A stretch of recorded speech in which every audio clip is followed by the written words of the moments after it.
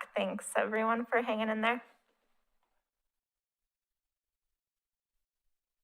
Okay, I don't remember where we were. Oh, Chris, Commissioner Staggs, you were asking a question. I think it's an interesting question about the future traffic in Oregon City and how that relates to HB 2001 and the impact of HB 2001 on single-family residential zoning areas and the potential for every house to now become a multifamily property.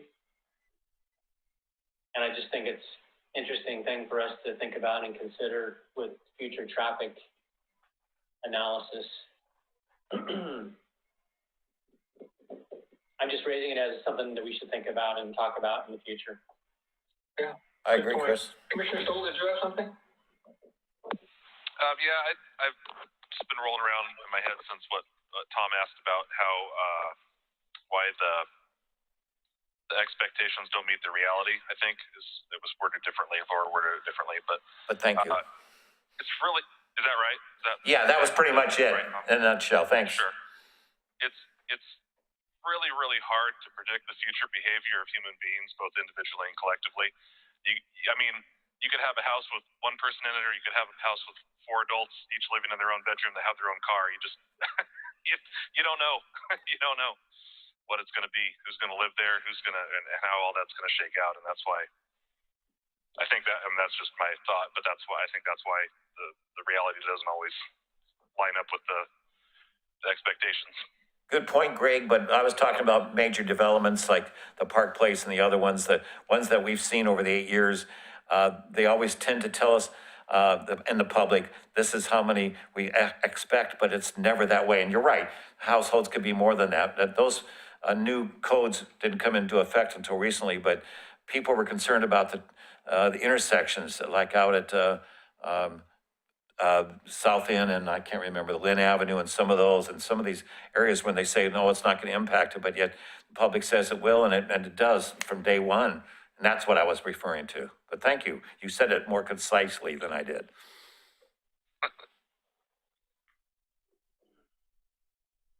Okay. Are there any other questions or comments from commissioners on this topic? And Mr. Roy, when did you say this goes before the city? You're showing it to the city commission? December 2nd. So if there's anything that the planning commission would like me to convey, I can do that. Or if not, I'll just let them know that we had talked about it. Okay, commissioners, last chance. So Laura, all you're going to discuss is just the updates that you're doing to meet the new codes. That's all you're really doing. Yes. Okay, so there's no open discussion like I started tonight, sorry.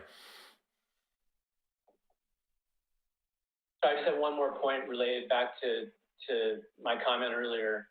So as of today, Laura, if someone is converting a home into a 4-unit multifamily property, and I don't know where we stand with HB 2001 and the implementation of that into the city.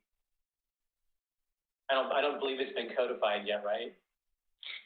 That is correct. We've done certain aspects, but we are waiting for the state to provide what all the rules ought to be. And so they're just coming out with that now. And so we'll come back next year and talk about it at greater length. So as the traffic impacts of that new legislation, can this traffic, what you're doing now, can this happen anytime? Could there be another update in a year from now, another update a year after that, so on and so forth? Well, we don't have a very good track record of that. The main trigger to update it is the TSP or code amendments, which never really happen. So we're 5 years late since we did the TSP update. So it could be updated at any time with a resolution, but it would only be updated because of some change. So yeah, we may have to update this with code amendments related to HB 2001, but we'll have to get there and do a little bit deeper dive before we know more. Yeah. Okay, thank you. I'll just say real quickly, Commissioner Guile, to your question about what the commission is going to talk about, my understanding is that they won't be getting into the kind of discussions that you were talking about. But when that's going to happen is pretty soon here as a part of the OC 2040, as a part of the comprehensive plan update, because those kind of 10,000 foot elevation questions, what do we want to be? What level of traffic are we willing to tolerate in exchange for the benefit that development brings? Those kind of trade-offs and expectations and reality, that's going to be the center of that whole discussion. And that's when I think people are going to have the opportunity to be involved and get their opinions heard as a part of that process. Thanks, Mike. I only asked it because I've got such a short time left on commission. I understand, and it's an important discussion. I don't think I've only been doing this for not quite 2 years. Doesn't begin to compare to year 8, but I can't think of one when traffic wasn't one of the first 1 or 2 things, if not the first thing that comes up. It's a fact. It's the most visible thing that anybody is bothered by, and we're cursed and blessed with Oregon City geography. Yes. There's only X number of ways to get down off that hill, and we can't, with any any affordable amount of money, come up with a new way. So it's an important discussion to have. So thanks, Mike. And then anybody that's listening tonight and wants to be a part of that discussion, get involved with OC 2040. I'll throw in a commercial for you too, Laura. Thank you. And I just have one last thing, which was I heard discussion regarding in the wildfire emergency, people having trouble getting out of Oregon City. We have learned more information from them, and I can assure you that Public Works is communicated with police, and I think that they may have a plan that's a little more advanced. The other thing is that there was nowhere to go because the freeway was backed up, and so we've had further discussions with ODOT, and if we were to have moved to a different phase, we were already prepped with different discussions about just blocking other roads so that we could actually get out in a state of an emergency. So we're working on it, but yeah, learning lesson for us all. Thank you. Anything else on this topic? Okay, well, next on my agenda it says adjournment, but that's not right. So we'll go to we'll hop down to communications, community conversation, severely rent burdened. All right. So we've talked about this a little bit, but we know that too many people in our community are paying too much of their income on rent. Severely rent burden is this definition where you spend more than half your income on housing, mortgage, rent. And so, though we are not likely to solve that, the first step is to have a conversation and to listen to people's experiences and put our heads together to figure out what we could do to at least incrementally start to address this problem. And so we are having a community conversation on December 3rd at 6 p.m. We have a website if you go to orcity.org, you can go to the website, you can take a survey, or we're asking anyone who is interested in either sharing their story or participating if they're interested in housing at all with the conversation and telling us their thoughts about the impacts and ways that we can start to address it. So we're not going to solve the problem, but we're at least going to have a conversation and start to understand it better and see if there's any incremental steps that we can take. Or is that out there on the website? Is that out there on the website so everybody can see it? Okay, thanks. Yep. And then I have a couple other communications when you're ready as well. I'm ready. All right. So I sent the Planning Commission a volunteer opportunity. We're also asking the community if they'd like to be involved in a contact list volunteer opportunity, which is to work on our transportation demand management plan. So also related to traffic, about how people get to and get around downtown. We had a plan to figure out how we make it easier. And so one of the steps on that was to do an inventory of broken sidewalks and what it feels like crossing, so we can start to identify public improvement projects and then prioritize those. And so the public is welcome to, or encouraged to, sign up to become a volunteer. There's a half an hour to an hour training session that'll happen on Zoom.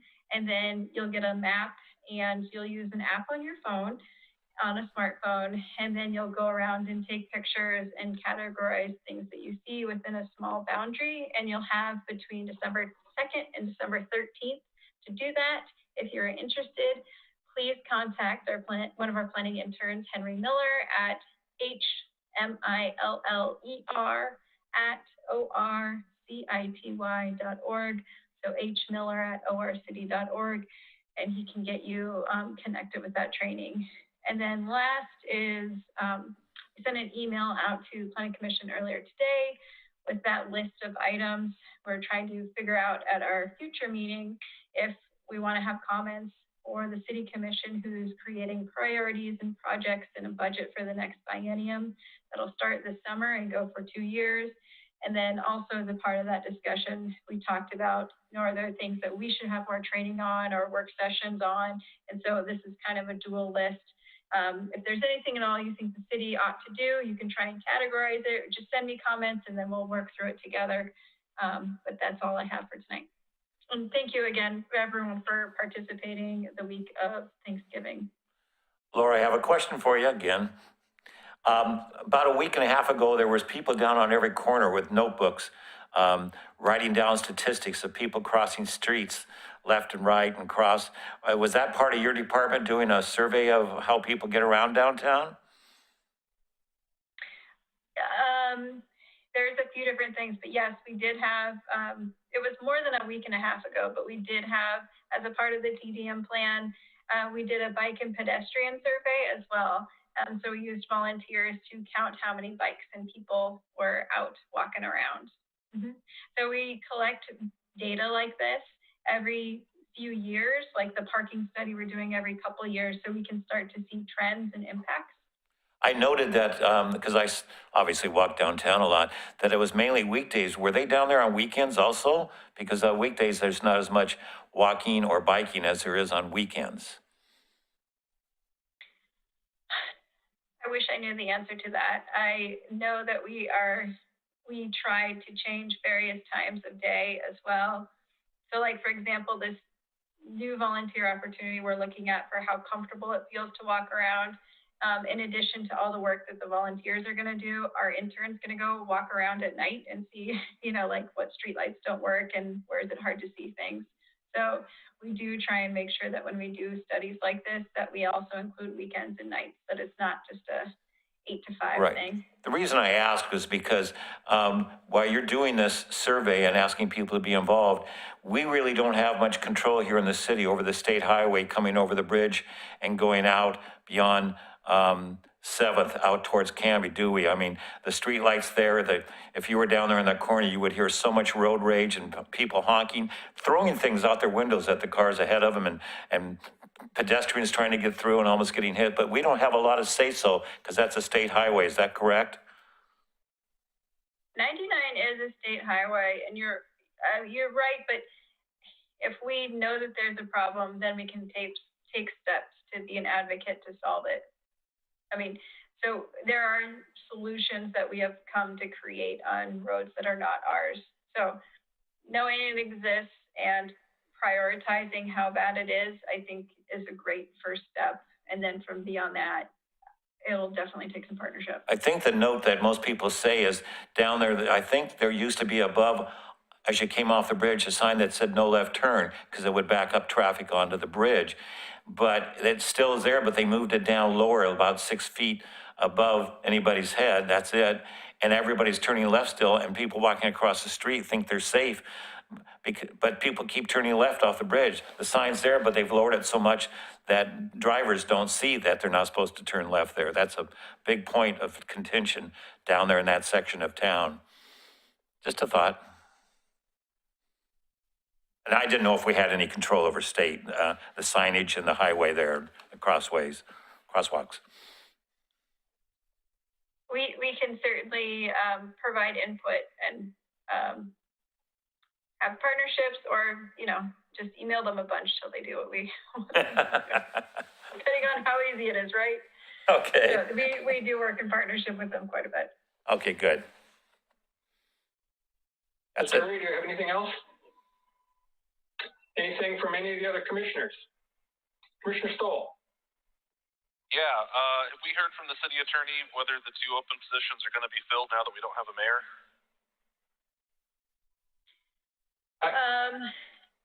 The city, so under the rules as they stand now, there's positions that are open. They get to be filled by a mayor. If the recall is certified by the county, then at that point, the commission president takes on all duties of the mayor.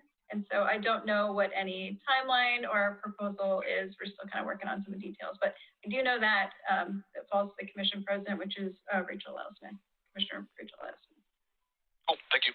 And Mike, And the county legally has until the 30th to certify the results, but the city manager indicated the other night he expects to hear before Thanksgiving. and Mike, That's kind of the next step. Once that's done, then the commission president can assume the duties of the mayor. and Mr. Mitchell. Mr. Garland, you got something? Yeah, I was going to say, I heard about it either through Facebook or something that you had brought before the city commission last week. The idea, 2 years ago when I was interviewing all the candidates for mayor and commissioners, the question was asked, should the full city commission have the right to vote who is going to be on the planning commission and some of the other ones? And I heard you brought that up as a suggestion for the current commission, that's something they should consider, that it shouldn't be one person, that it should be the full commission. I just wanted to thank you because that was up on the agenda 2 years ago and it was kind of put aside. So thanks for asking that question again. Thank you. I think it's a good idea, and I think they want to look at that along with some other things in our charter that need updating as well. So I don't think that I don't know. Yeah. Thank you. I think it's important. I want to see it move ahead. I'm not going to give up on it. And city government moves slow, so I'll just say that. Oh, thank you, Mike. Not your department, Laura. All the rest. Anything else from any of the other commissioners? I'll just, one more thing, Mr. Hurwitz, I know a lot of times you don't have control over our agenda because we're working on the 120-day clock, but if December 14th, if it looks like we're going to be making or working toward a decision on that Warner Parrott Road item, if you could keep the rest of the agenda light, I think we'd all appreciate it, because I think that one is I think it's going to take us some time to chew through all of the intricacies of that one. So, and like I said, I know oftentimes you can't do much about it because you're dealing with the 120-day clock. So, anything else from the rest of the commissioners? All right. Thanks, everybody. Happy Thanksgiving. Stay safe. Good Thanks, night. Mike. Thanks, Mike. Thanks, all.